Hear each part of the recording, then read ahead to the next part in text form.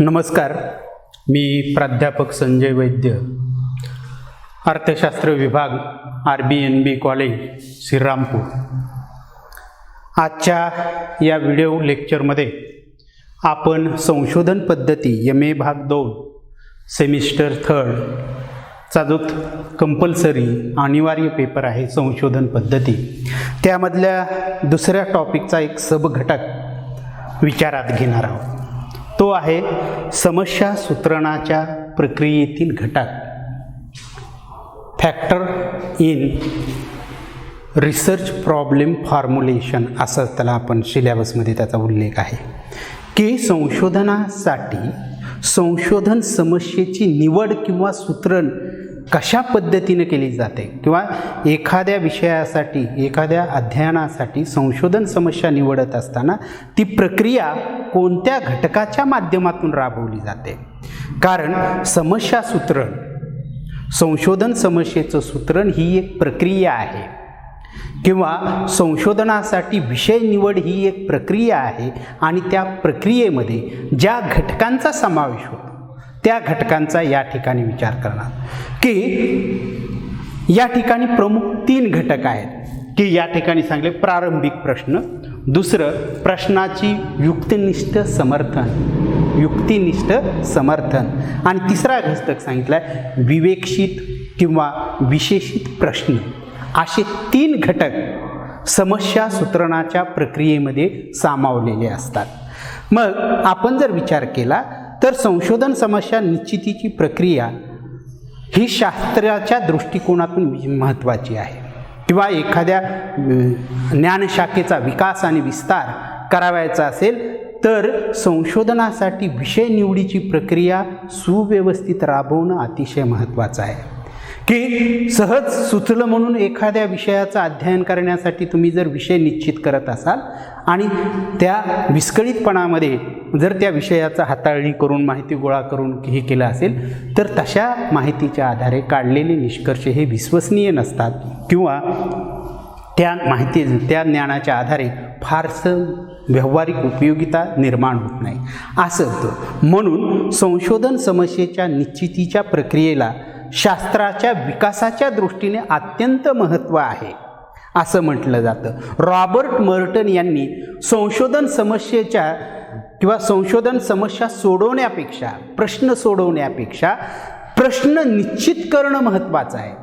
प्रश्न कसे निर्माण करावे, सहज प्रश्न निर्माण झाला नाही तर ते बुद्धीच्या युक्तिनिष्ठतेच्या आधारे, तार्किकतेच्या आधारे, बुद्धिमत्तेच्या आधारे त्या प्रश्नांची व्यावहारिक अडचण निर्माण झाली पाहिजे आणि त्यामधून योग्य स्वरूपात प्रश्न प्रगट झाला पाहिजे. म्हणून मार्टन यांनी सांगितलं की एखादी समस्या सोडवण्यापेक्षा, एखादा प्रश्न सोडवण्यापेक्षा अधिक महत्त्वाचं आहे की त्या समस्येचं सूत्रण करणं, ती समस्या, तो प्रश्न सुव्यवस्थित मांडणं, ती समस्या सुव्यवस्थित प्रगट करणं हे अधिक महत्त्वाचं आहे. म्हणून संशोधन कार्यामध्ये संशोधन समस्येची निवड किंवा सूत्रण याला विशेष महत्त्व दिलं जातं. आणि या निवडीच्या प्रक्रियेमध्ये जे 3 घटक आहेत ते घटक आहेत प्रारंभिक प्रश्न पहिला, की समस्या सूत्रणाच्या प्रक्रियेतील प्रारंभिक प्रश्न हा अत्यंत महत्त्वाचा आणि प्राथमिक घटक आहे. आपल्या संशोधनाद्वारे काय शोधून काढणार आहोत, काय जाणून घेणार आहोत, अभ्यासातून काय जाणून घेणार आहोत, संशोधनामधून काय जाणून घ्यायचं आहे, या संदर्भात जेव्हा संशोधक प्रश्न उपस्थित करतो त्या प्रश्नांना आपण प्रारंभिक प्रश्न असे म्हणतो. की संशोधक जेव्हा मला या अभ्यासातून काय मिळवायचं आहे, काय जाणून घ्यायचं आहे या हेतून वेगवेगळे प्रश्न निर्माण करतो, त्या प्रश्नाला प्रारंभिक प्रश्न म्हणतात. या प्रारंभिक प्रश्नापासूनच संशोधन समस्येच्या निवडीची प्रक्रिया सुरू होते किंवा संशोधन समस्येच्या सूत्रणाची प्रक्रिया सुरू होते. म्हणून ही अतिशय महत्त्वाची की मला की व्यावहारिक पातळीवर जे काही प्रश्न पडतात त्या प्रश्नाच्या माध्यमातून मला काय जाणून घ्यायचं आहे, मला काय शोधून काढावायचं आहे, या अनुषंगानं, या उद्देशानं जे जे प्रश्न विचारले जातात किंवा उपस्थित होतात संशोधकाच्या मनात, त्या प्रश्नाला प्राथमिक प्रश्न म्हणतात आणि हा समस्या सूत्रण प्रक्रियेतला अत्यंत महत्त्वाचा घटक आहे. म्हणून संशोधन अध्ययनाद्वारे समस्येची उत्तरे कोठे शोधावायची आहेत हे स्पष्ट दर्शविण्यासाठी की समस्येच्या अध्ययना की जो मी संशोधन समस्येचा अभ्यास किंवा अभ्यासाचा एखाद्या विषयाचा अभ्यास करण्यासाठी जी काही ती परिस्थिती निर्माण होऊन प्रश्न निर्माण झाले असतील त्याची उत्तरे कोठून शोधून काढावायची आहे हे दर्शवण्याचं काम प्राथमिक प्रश्न करत असतात, प्रारंभिक प्रश्न करत असतात. की प्रारंभिक प्रश्न की मला काय जाणून घ्यायचं आहे आणि ते कुठून मिळणार आहे हे दर्शवण्याचं कार्य करत असतात. आणि म्हणून समस्या सूत्रणाच्या प्रक्रियेमध्ये प्राथमिक प्रश्नांना अतिशय महत्त्व दिले जाते. असे प्राथमिक प्रश्न किंवा अडचणी निर्माण झाल्याशिवाय त्या विषयाला संशोधन समस्येचा दर्जा प्राप्त होत नाही. की संशोधन समस्येचा दर्जा प्राप्त व्हायचा असेल तर त्या विषयाबद्दल काही प्राथमिक प्रश्न आणि अडचणी निर्माण झाल्या पाहिजेत. त्या कशाच्या बाबतीत? तर मला त्या विषयाच्या अध्ययनातून काय जाणून घ्यायचं आहे आणि अध्ययन करताना त्या विषयाची संबंधित माहिती कुठून प्राप्त होणार आहे या संदर्भात अडचणी आणि प्रश्न निर्माण झाल्याशिवाय त्या समस्येला म्हणजे शास्त्रीय पद्धतीनं समस्या निवड असं म्हणता येत नाही किंवा समस्या सूत्रण असं म्हणता येत नाही. म्हणून काहीतरी अडचणी व्यावहारिक आणि बौद्धिक पातळीवर मानवाला जे प्रश्न अडचणी निर्माण होतात आणि त्या अडचणीमधून त्याला असे प्रश्न पडतात की मला काय अभ्यासायचं आहे, मला काय शोधून काढावायचं आहे, ते प्रश्न आणि हे सोडवण्याची किंवा या प्रश्नाची उत्तरे कसे मिळवता येतील या अनुषंगानं संशोधन कार्य किंवा संशोधनाचा विषय निश्चित करताना जे सुरुवातीला प्रश्न पडतात त्याला प्रारंभिक प्रश्न असं म्हणतात. आणि हे प्रारंभिक प्रश्न हे समस्या निवडीतली पहिली म्हणजे प्रक्रियेतील पहिला घटक आहे.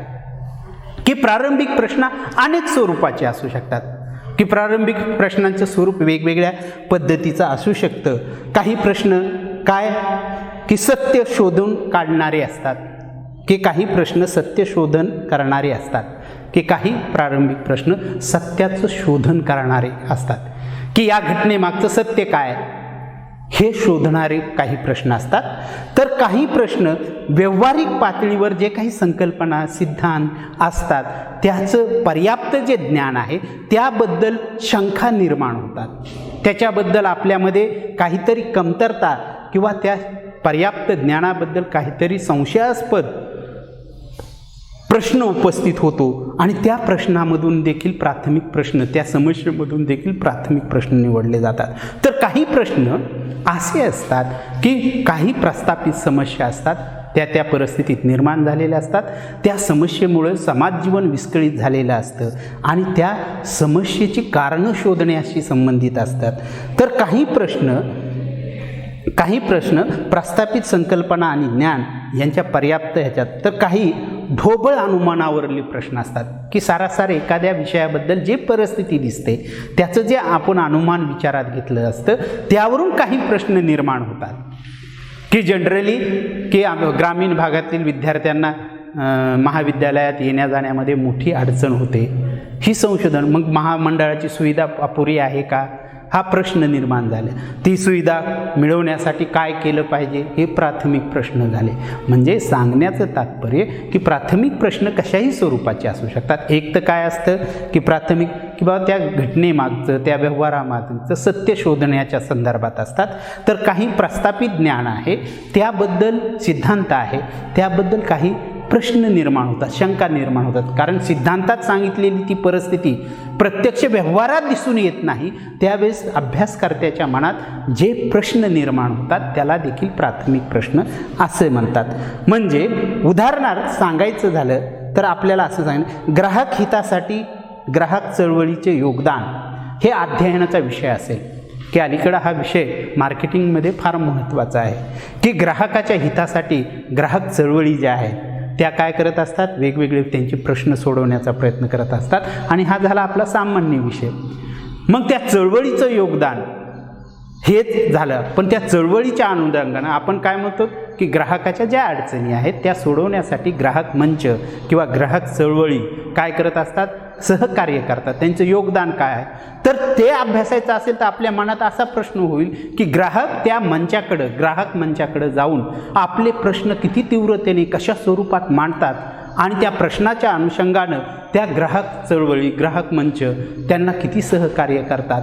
हे झाले तुमचे प्राथमिक प्रश्न. आणि या प्राथमिक प्रश्नाच्या आधारे आपल्याला आपल्या विषयाचा सामान्य अध्ययन क्षेत्र निश्चित होतं.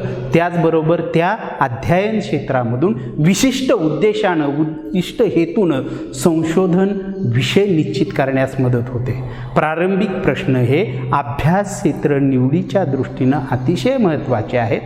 म्हणून समस्या सूत्रणाच्या प्रक्रियेत किंवा संशोधन समस्येच्या निवडीच्या प्रक्रियेत हा प्रारंभिक प्रश्न अतिशय महत्त्वाचा घटक आहे. दुसरा जो घटक आहे तर प्रश्नांचे युक्तिनिष्ठ समर्थन, की प्राथमिक प्रश्नांचं युक्तिनिष्ठ समर्थन करावं लागतं.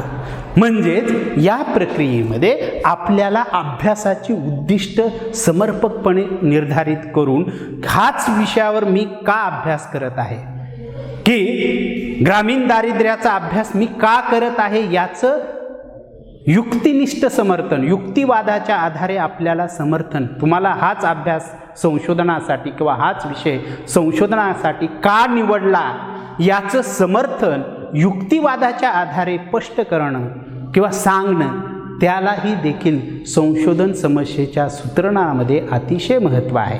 जेव्हा MPhil PhD तुम्ही संशोधन मोठ्या प्रमाणात केलं आणि त्याची मौखिक परीक्षा असते त्यावेळेस जे परीक्षक असतात ते पहिला प्रश्न विचारतात, हा तुमचा विषय आहे पण तुम्हाला यासाठी की याच विषयाचा अभ्यास का करू वाटला याचं जस्टिफिकेशन, समर्थन द्यावं लागतं की मी अभ्यासासाठी हा विषय या कारणानं निवडलेला आहे.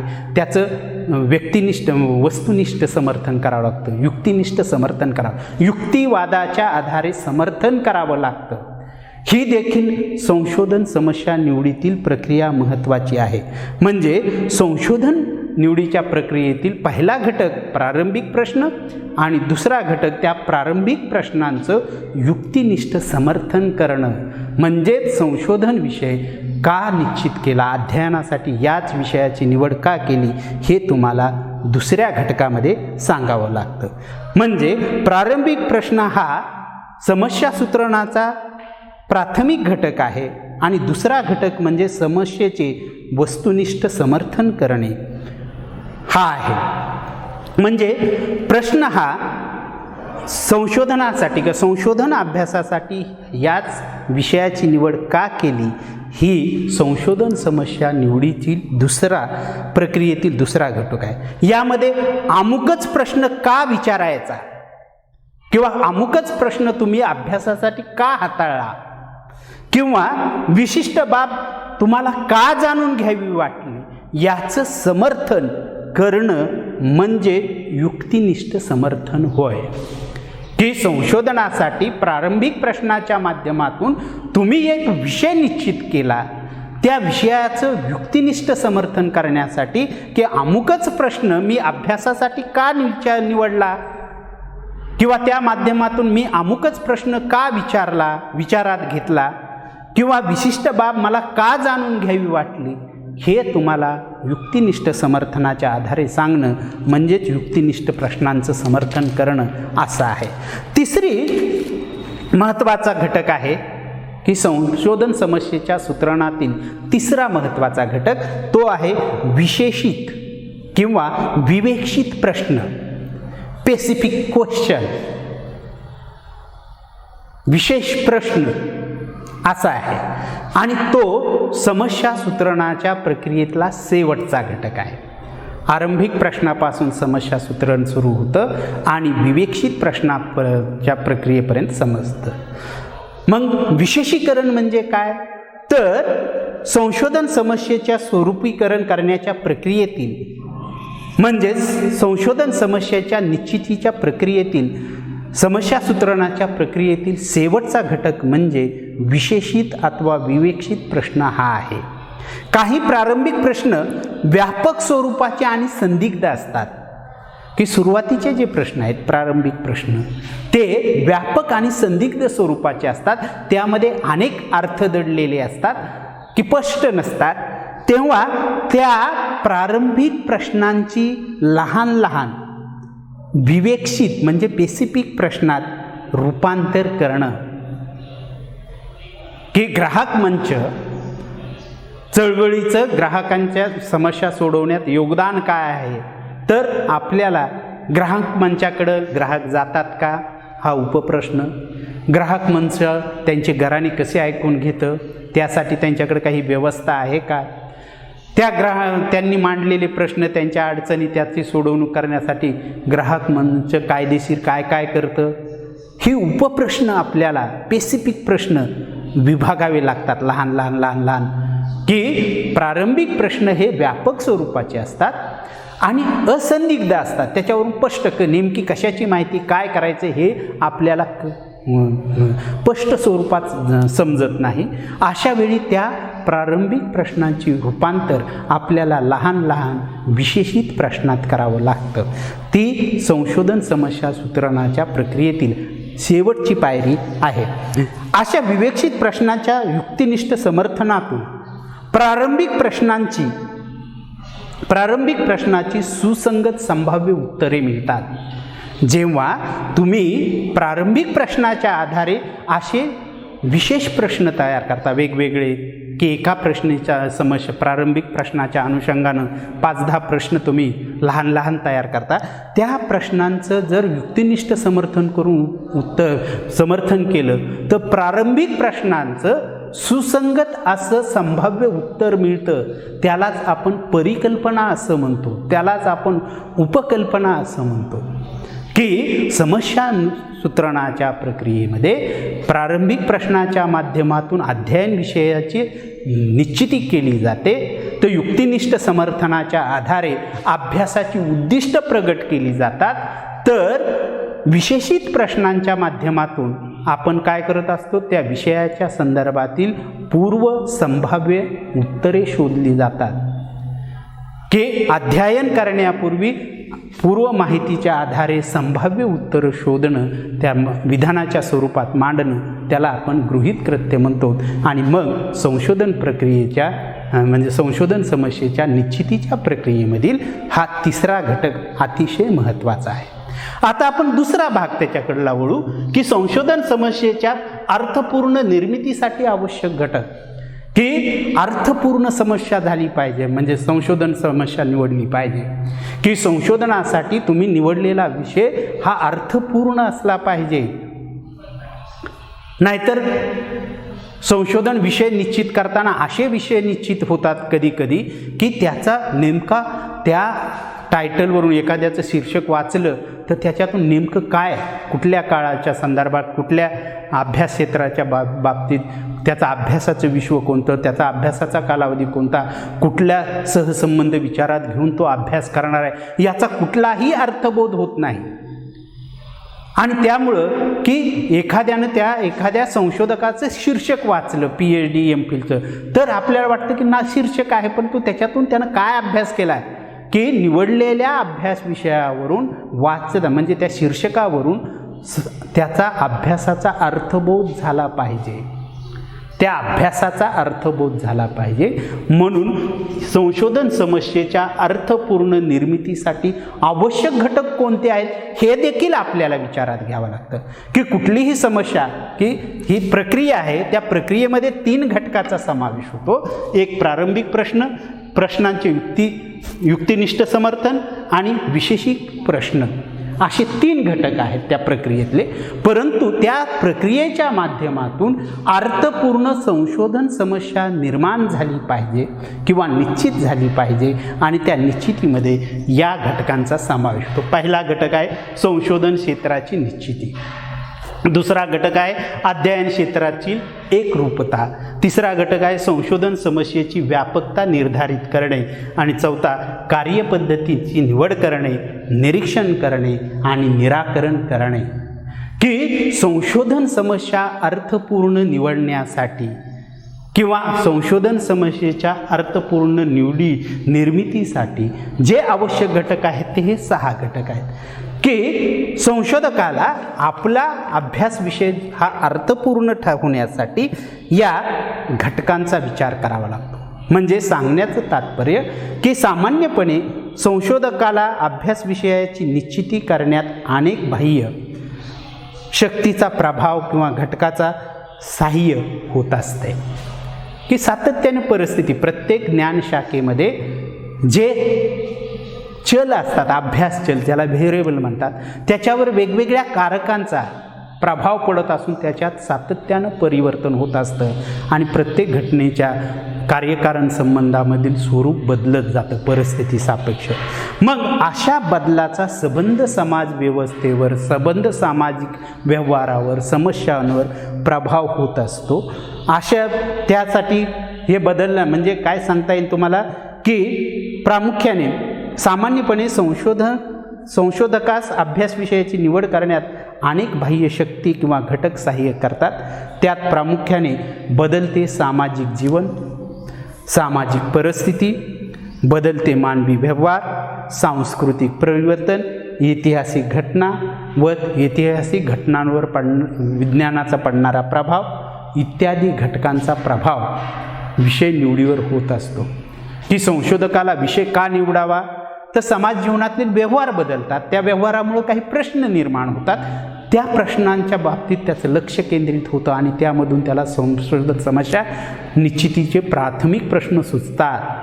त्याचं समर्थन, व्यक्तिनिष्ठ समर्थन केलं जातं आणि विवेचित प्रश्न केले जातात आणि त्यामधून संशोधन समस्या निर्धारित होते. परंतु हे निर्धारित करण्यासाठी म्हणजे ही अर्थपूर्ण संशोधन समस्या निर्माण करण्यासाठी जे घटक आवश्यक असतात ते घटक आहेत. त्यासाठी संशोधन क्षेत्राची निश्चिती, त्यालाच काय म्हणतात क्षेत्र निश्चिती, अभ्यासाचं क्षेत्र निर्धारित करायचं आहे. की भारतातील दारिद्र्याचा प्रश्न ह्या तुमचा सामान्य अभ्यास विषय आहे, परंतु व्यक्तिगत संशोधनकर्त्याचे वेळ, पैसा, श्रम यांची करण्याची क्षमता हे जर विचारात घेतलं तर तो भारताच्या दारिद्र्याचा अभ्यास एकट्यानं करू शकत नाही. त्याला आपल्या अभ्यासाची व्याप्ती निर्धारित करावी लागते. नगर जिल्ह्यातील ग्रामीण दारिद्र्याचे स्वरूप, व्याप्ती आणि त्याची कारणांचा अभ्यास असं त्यानं विषय ठेवला तर पुन्हा काळाची व्याप्ती करावी लागते. म्हणून सांगण्याचं तात्पर्य की संशोधन समस्येच्या अर्थपूर्ण संशोधन समस्येच्या निवडीसाठी आवश्यक असणारा घटक म्हणजे तुम्हाला अध्ययन क्षेत्र निश्चित करावं लागतं. ते क्षेत्र निश्चित केल्यानंतर दुसरा घटक आहे अध्ययन क्षेत्राची एकरूपता. संशोधकाचं समर्पण असलं पाहिजे आपल्या संशोधन विषयात, एकरूप झाला पाहिजे. की ग्रामीण दारिद्र्याचा अभ्यास करत असताना ग्रामीण दारिद्र्य रेषेखाली जे कुटुंब आहेत त्यांच्याशी त्याचा संपर्क प्रस्थापित झाला पाहिजे आणि त्या संपर्काच्या माध्यमातून आवश्यक ती माहिती त्यानं गोळा केली पाहिजे, तरच त्या संशोधन समस्येला अर्थ प्राप्त होतो. दुसरं, संशोधन समस्येची व्याप्ती किंवा व्यापकता निर्धारित करणं. की एवढंच शक्य नाही ते की अभ्यास विषय निश्चित केला, हा घटक तर आवश्यकच आहे, परंतु त्याबरोबर एकरूपता, संशोधन विषयाबद्दल त्याचं म्हणजे अभ्यासासाठी निवडलेल्या विषयाबद्दल त्याची एकरूपता कशी आहे तो एकरूप झाला पाहिजे. जर तो एकरूप होऊन सखोल चिंतन करत असेल तर त्या विषयाचा चांगल्या पद्धतीनं अभ्यास होतो. तिसरा घटक जर व्यापकता निर्धारित करणं. ही व्यापकता कशी निर्धारित होते तर त्या विषयाच्या संदर्भात जे काही माहिती असेल, पूर्वज्ञान असेल, संदर्भीय माहिती असेल किंवा पूर्वी त्या विषयाच्या अनुषंगाने जे काही संशोधन कार्य केलं असेल, शासनाचे अहवाल असतील किंवा त्या विषयाच्या संदर्भात लिखित किंवा अलिखित स्वरूपात जे काही दस्तावेज असतील त्यांच्या अभ्यासातून आपल्या संशोधन कार्याची दिशा, व्याप्ती निर्धारित करणं म्हणजे संशोधन कार्याची व्यापकता निश्चित करणं होय. हे निश्चित केल्याशिवाय संशोधन कार्य मर्यादित होत नाही आणि जर हे मर्यादित नाही झालं तर संशोधन कार्य हे भरकटलेल्या अवस्थेत होतं. म्हणून संशोधन कार्याची व्यापकता आपल्याला निश्चित करावी लागते. त्यासाठी रिव्ह्यू ऑफ लिटरेचर म्हणजे संदर्भ साहित्य आणि संशोधन साहित्याचा पुनरावलोकन करणं अतिशय महत्त्वाचं आहे.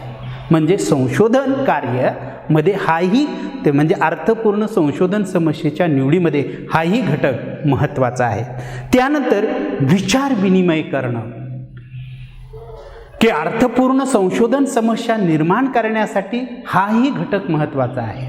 की आपण जो अभ्यास विषय किंवा जी काही संशोधन समस्या निवडलेली आहे किंवा संशोधनासाठी जो काही आपण विषय निश्चित करत आहोत, त्या विषयाशी संबंधित काही अनुभवी लोक असतात, तज्ज्ञ लोक असतात, त्यांच्या संपर्कात त्यांच्याशी संपर्क प्रस्थापित करून त्यांच्या संदर्भात त्या विषयासंदर्भात विचार विनिमय करणं, त्यामधून त्या विषयाचे बारकावे सदर संशोधकाला कळतात. संशोधन कार्यात येणाऱ्या संभाव्य अडचणी त्याला जाणून घेतल्या जातात. त्या सोडवण्यासाठी किंवा त्या समस्येवर मात करण्यासाठी काय करणं अपेक्षित आहे हे स्पष्ट होतं. म्हणून ही देखील अर्थपूर्ण संशोधन समस्येच्या निर्मितीतील महत्त्वाचे. त्यानंतर कार्यपद्धतीची निवड, म्हणजे तुम्ही संशोधनासाठी कोणकोणत्या पद्धती वापरणार आहोत. की संशोधन म्हणजे काय, की अभ्यास पद्धतीशी निगडीत आहे. की संशोधन हे अभ्यास पद्धतीशी की संशोधन पद्धतीमध्ये संशोधनाचा दृष्टिकोन, उद्देश, अभ्यासासाठी अवलंबलेल्या पद्धती, निवडलेली तंत्र यांचा समावेश होतो. आणि मग जर कार्यपद्धती म्हणजे तुम्ही प्रत्यक्ष संशोधन करत असताना कोणकोणत्या पद्धतीचा अवलंबणार आहात, तथ्य विश्लेषणासाठी कोणकोणती तंत्र अवलंबणार आहात हे स्पष्ट करावं लागतं. आणि या आधारे स्पष्ट केल्यानंतर आपल्या संशोधन समस्येला एक अर्थ स्पष्ट होतो. त्यानंतर निरीक्षण, हे निरीक्षण हा घटक, की सारासार त्या आपण निवडलेल्या विषयाचं निरीक्षण करणं आणि त्या निरीक्षणाच्या आधारे काय करणं, की विषयाचं स्वरूप, कार्यकारण संबंधाचं स्वरूप स्पष्ट करणं. आणि तिसरं निराकरण करणं, की संशोधन म्हणजे तुम्ही ही सगळ्या प्रक्रिया राबवल्यानंतर जे निरीक्षण करून माहिती गोळा करणार आहात, त्या माहितीच्या आधारे तुम्हाला संशोधन समस्या सोडवण्यासाठीची संभाव्य उत्तरं निराकरणाच्या स्वरूपात मांडावी लागतात. त्या उत्तराच्या माध्यमातून आपण परिकल्पना मांडत असतो. आणि त्यामुळे अशा पद्धतीनं कोणत्याही संशोधनासाठी जर संशोधन समस्येची निश्चिती करायची असेल, तर ती प्रक्रिया पाहायची असेल तर हे पहिला प्रारंभिक प्रश्न उपस्थित करावे लागतात, दुसरे युक्तिनिष्ठ समर्थन करावं लागतं, विवेकशीत प्रश्न करावे लागतात. आणि अर्थपूर्ण संशोधन समस्येच्या निर्मितीसाठी या 6 घटकांचा विचार करावा लागतो. तरच एखाद्या संशोधनासाठी पर्याप्त म्हणजे अर्थपूर्ण, चांगली म्हणजे परिणामकारक संशोधन होण्याच्या दृष्टीने एखाद्या विषयाची व्यवस्थित निवड केली जाते. यानंतरच्या पुढच्या टॉपिकमध्ये आपण दुसरा भाग पाहू. धन्यवाद.